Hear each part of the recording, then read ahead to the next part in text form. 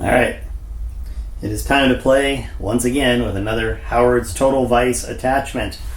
Now this one here I did pay for.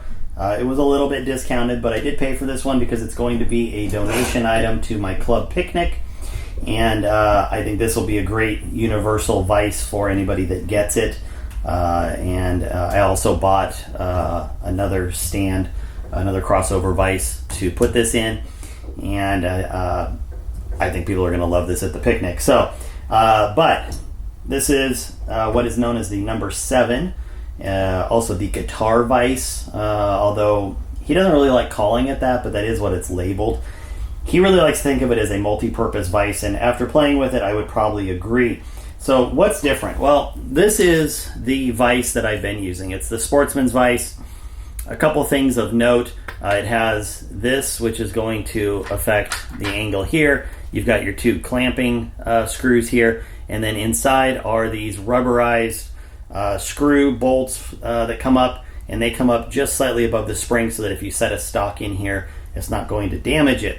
But beyond that, there's not a lot of adjustment. And for me, what I have found is, maybe I've got it set wider for, my 3-inch stocks, but then if I need to work on something smaller, I'm sitting there tightening and tightening. So how do you get around that? Well, one way is with his number 7 vise. And what this is it's essentially the same setup. It doesn't have the 2 little rests, so there is that difference. But other than that, it still has the angle adjustment and the tightening knobs. But instead of a fixed side, it has a floating jaw on it, right? And that'll get you all the way out to, I don't even know what that measures out to, 5 1/4 inches, give or take. And you can probably actually come out a little bit further here if I back off these screws. My guess is you can probably get closer to 6 inches. So that's 5 1/2. So, it's a much wider opening here, which I think is really advantageous. But the nice thing is you can put something in here, and just for the sake of argument, we'll throw the stock in here. So if I throw a stock in, now I can bring this up against it, right? And then I can tighten this, and now there's very little that's necessary in order to get it clamped in there. And for a stock or something, doing any kind of gun work, that's great. But the thing that makes this one different is that, one, it has that really wide jaw adjustment. And let me get this out and I'll show you.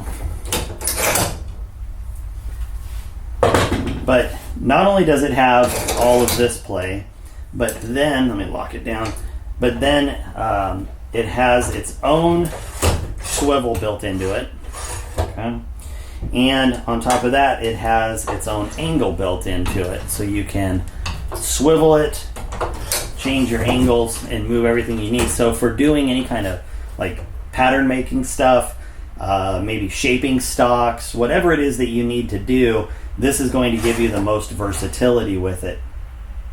The fact that it has this built-in angle, the ability to do this, is also great if you have a fixed stand. So if you have something like this, which is the bow base, or if you have like the rail system where they don't have a built-in ability to angle like the crossover does, then this gives you all of that flexibility without having to buy a whole new base. So really, when it comes to vices, he does like to say that this one is the most universal in terms of things that you can do with it. And I would probably have to agree with him. It's probably a little bit more, to be honest, than I need on my day-to-day stuff. The extra height is something that if I was working on projects that required me to hold stuff like this, it's really great, but it does add to the height a little bit, so that's something you do have to factor in. If you look at the height here, so we're just going to go to the top of the jaws, but it's about 18 inches to the top of the jaws here. And if I put my Sportsman vise in, it's about just under 11. So definitely a height difference. Now for me, the majority of what I use my vise for is going to be for cleaning, which needs to be at a lower level so that I can get the rod in comfortably, and also for changing barrels, which again typically needs to be lower. So for my particular needs, which are a little more limited, This happens to be the best configuration for me with the Sportsman's vise because it sits a little bit lower. If I was a gunsmith or if I had other hobbies, knife making, working on bikes, doing anything else that required some different applications in terms of being able to put bigger things in here and having different angles, this would definitely be a better choice. Now, I will say that I was able to utilize this for cleaning even though it was a little taller. And so what I would do is I would put the stock in and then I was cranking it down and then I would actually bring this down and then I could change the angle a little bit and I was able to clean at a better level over here. So there's definitely ways to make this function in whatever capacity you need. And it's really not that much more expensive than the Sportsman's vise. It's just a different alternative, just depends on your needs, and that's why he offers different things.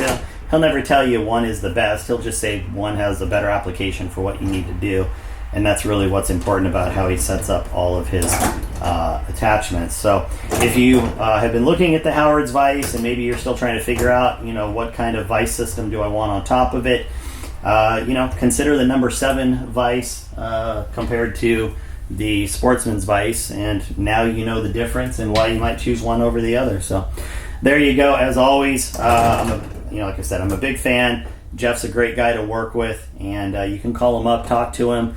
He'll really help custom tailor whatever you need, whether it's different heights or things like that. Like he's really a good guy to work with. So anyway, if you've been in the market, something to consider. You guys have a good one. We'll talk later.